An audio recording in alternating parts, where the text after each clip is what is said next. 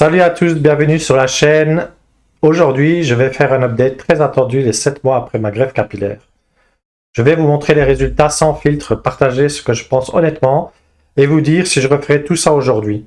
Spoiler alert, il y a des hauts et il y a aussi beaucoup de bas, donc restez bien jusqu'à la fin de la vidéo pour vraiment comprendre tout ce que je vais vous dire. Pour ceux qui découvrent cette vidéo, petit rappel, j'ai fait ma greffe capillaire en Turquie il y a exactement 7 mois. C'était une greffe FUEDHI, comme Direct Air Implants. C'est avec un petit stylo où on injecte les greffons plutôt que de faire une incision et on remet le greffon. Donc c'est beaucoup moins invasif. C'est une des dernières technologies de la greffe de cheveux, donc j'en suis vraiment satisfait. Avec 5000 greffons, principalement sur la zone frontale et sur la couronne, mais aussi sur leur vertex. Donc à peu près 3000 greffons zone frontale et au niveau du milieu, mais au niveau du vertex, apparemment vers la zone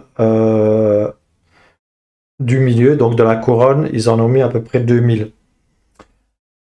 Donc je prends aussi pas mal de compléments, du MSM, de l'oméga 3, du collagène, du minoxidil, etc., etc. Donc je fais quand même pas mal attention à mon hygiène de vie, je prends beaucoup de protéines.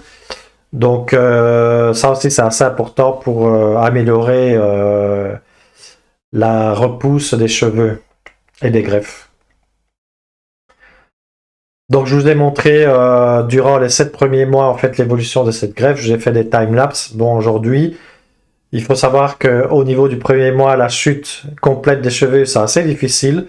Au niveau du 2 et 3e mois, on ne voit pas très bien l'évolution de la greffe, surtout après la chute complète des greffons.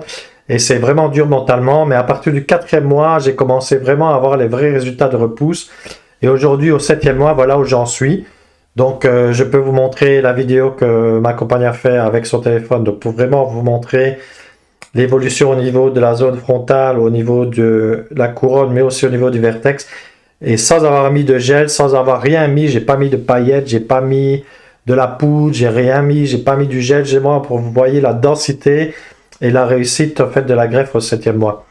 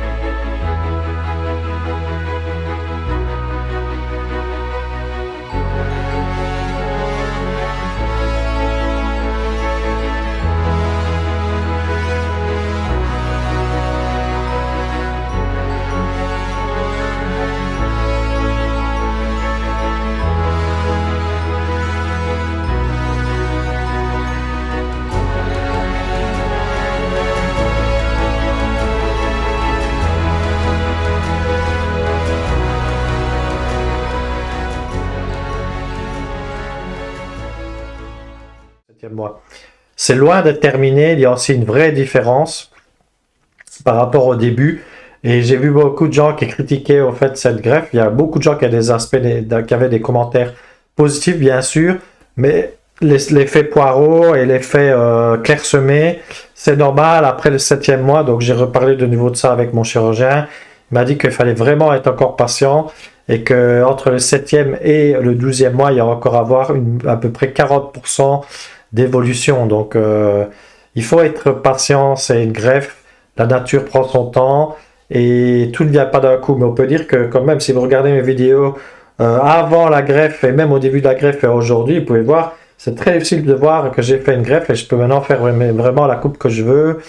Et c'est vrai que même si c'est encore clairsemé au niveau du vertex, on peut pas dire que le résultat est vraiment négatif, quoi.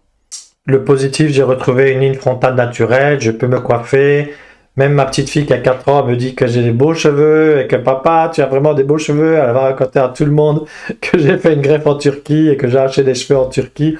Enfin bref, tout le monde est au courant, même si Personne ne s'en est douté, mais elle a été vraiment la personne qui a fait de la publicité pour la greffe de cheveux en Turquie avec tous ses copains, ses copines à l'école.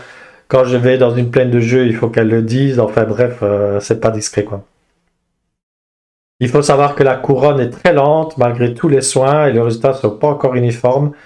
On sait que le processus prend entre 12 et 15 mois, donc il faut être vraiment, vraiment, vraiment patient. Qu'est-ce que j'aurais aimé savoir avant de faire une greffe de cheveux? Il faut être patient et très patient même. Il ne faut pas comparer ses résultats avec les résultats des autres sur YouTube ou peu importe ailleurs.